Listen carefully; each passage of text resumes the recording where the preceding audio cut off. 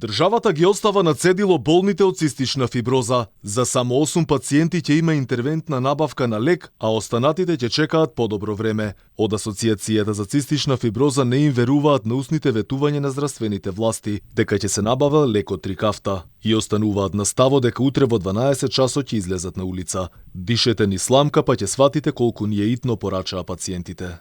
Да земат една сламка, цевчи и да дишат низ неа за да ја сватат итноста на нашата состојба и се надевам дека во тој случај ќе донесат многу побрзо решение и ни еден живот нема да биде загубен.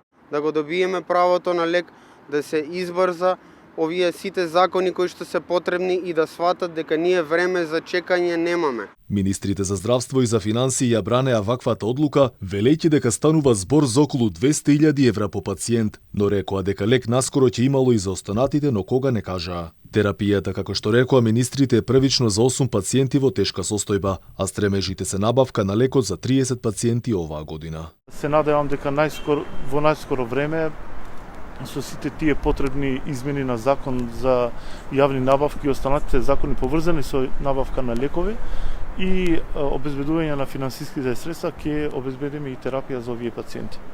Веројатно ќе има потреба за измени на одредени законски измени за да се овозможи набавка директно од производител.